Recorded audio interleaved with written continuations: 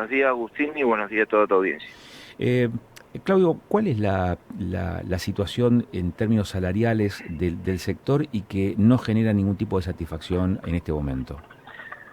Bueno, en principio nosotros nos hemos planteado una recomposición salarial que contemple algunas cuestiones, por ejemplo, un retroactivo al mes de enero, que contemple una recomposición salarial que vaya en consonancia con, o al menos empate, la proyección inflacionaria que va a superar el 50% este año.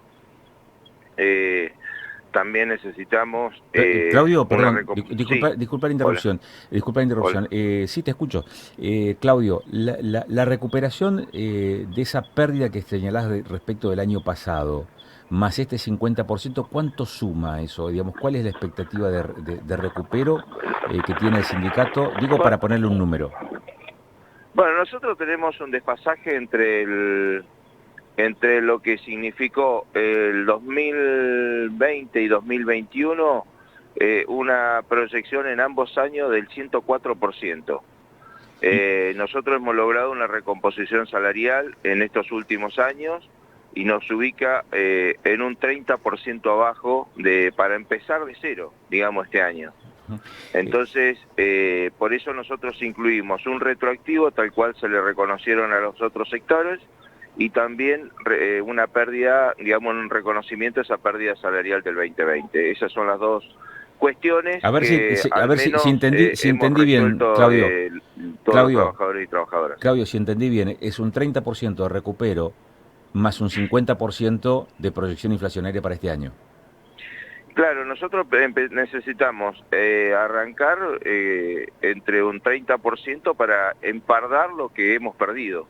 2020 lo que va ya al primer trimestre, enero, febrero, marzo. Y ahí arrancar Pregunto esto, claro, porque pregunto en esto. eso de alguna manera estamos de acuerdo, que eso se lo expresamos el otro día a los funcionarios del tribunal, que estamos de acuerdo con esa medición del IPC. Así que bueno, nosotros obviamente hoy tenemos una nueva convocatoria y vamos a ver si la propuesta que nos hicieran el otro día, un 18%, a partir de marzo, ha sido modificada y si es así, nosotros mañana tenemos convocado un plenario provincial para que resuelva. Claudio, pregunto esto porque un 30% de recupero por esa pérdida a la que hace referencia de las negociaciones pasadas, más la proyección inflacionaria para este año, que no sería inferior del 50%, te da 80 puntos. Es casi duplicar la masa salarial de la justicia. Pregunto porque hay un corset que es el presupuesto de la justicia y si ese presupuesto ustedes advierten que permite una modificación, un aumento de estas características o implica tal vez una negociación que vaya más allá de lo que se puede acordar en la mesa paritaria. Sí, a ver, nosotros en esa proyección nosotros estamos hablando de un 30% para este primer trimestre y arrancar, y una proyección que según los cálculos va a superar el 50%. Sí, O entendí. sea, no es tan lineal un 80 en el año. O sea, dentro de esos 50, esa proyección superior al 50% está ubicado este 30%. No sé si se entiende. Bien, o sea, sería un 30% en este primer trimestre. Claro, Y ese y ahí arrancamos con la medición del IPC y de acuerdo a la proyección superará el 50%. está bien. Y vuelvo a hacerte la pregunta. Y el presupuesto aprobado para el funcionamiento del Poder Judicial permite, digamos, esto o va a implicar algún tipo de modificación legislativa de ese presupuesto? Mira, nosotros no tenemos un problema que no es nuevo, que el Poder Judicial no fija pauta salarial dentro del presupuesto. Ese es el problema que tenemos. Y después el otro problema que tenemos es que el Poder Judicial permanentemente, a partir del 2010 que se perdió la autarquía financiera, recibe auxilio financiero por parte del Poder Ejecutivo.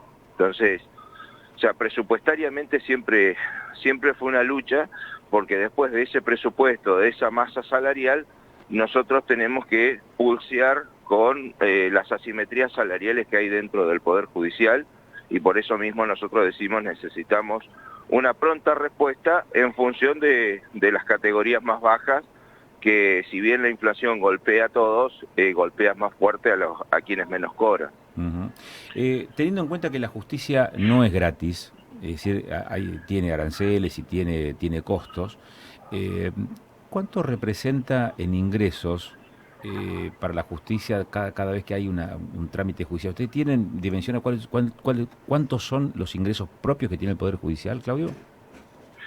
Sí, ese dato no lo tengo con precisión, pero no es No es significativo. significativo. Sí, sí, no tengo ese dato. Pero bueno, Entonces, por tasa, por todos los trámites que se van haciendo, no es un monto muy significativo bien. en tema de los recursos propios. Entonces depende de las partidas que le apruebe la legislatura y le envíe el Depende Ejecutivo. exclusivamente de las partidas que se denomina contribuciones no figurativas, y también tener en cuenta que nosotros el 90% de ese presupuesto se destina a salarios.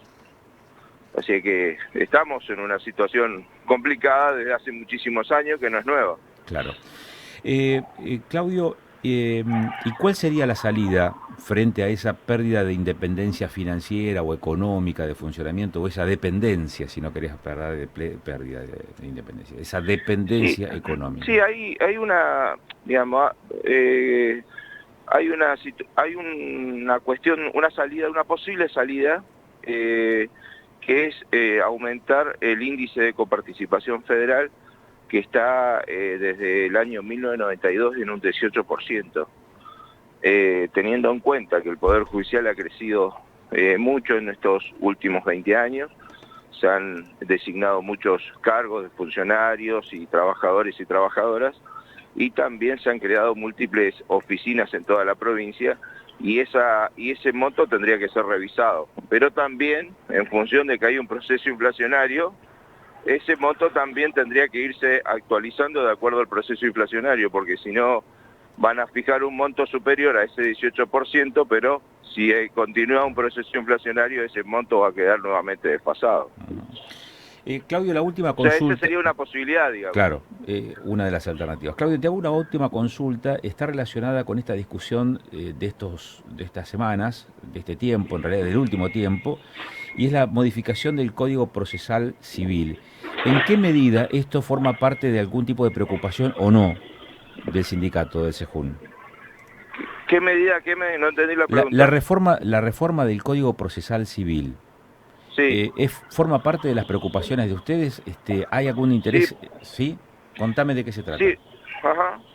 Sí, por supuesto. Nosotros, mirá, hace una semana que asumimos, y una compañera ya participó mi compañera, la secretaria de Junta, ya participó en una de las charlas que se dieron en la legislatura, donde están los expositores de la reforma procesal civil.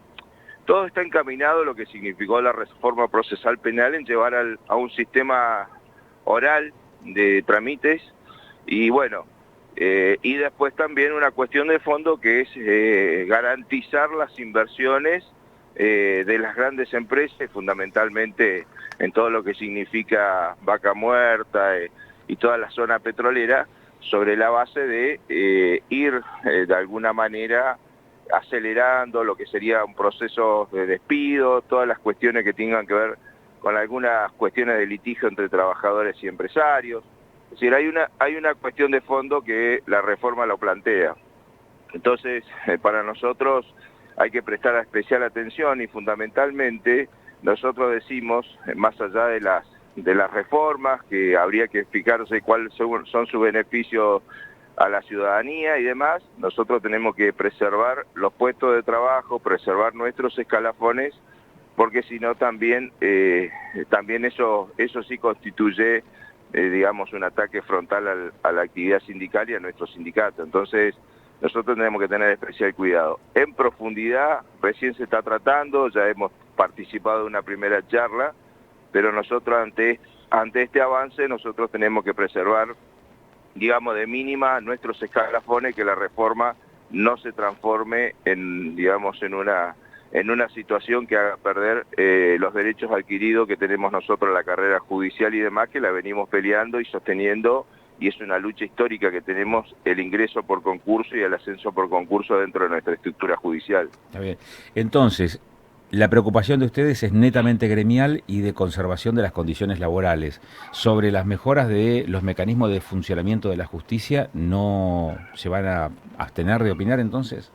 No, no, por supuesto que, no sé si vos, digamos, al principio dije que tiene que ver con las reformas laborales, fundamentalmente esta cuestión de los despidos y demás, que eso va a haber que, digamos, hacer una convocatoria más amplia a distintos sectores para enfrentar. En lo particular, obviamente nosotros estamos en esta defensa, si se quiere, sectorial de nuestros derechos, pero a nivel macro es una alarma para preservar los derechos laborales, las indemnizaciones tal cual vienen siendo planteadas hoy, las cuales están establecidas en el derecho laboral.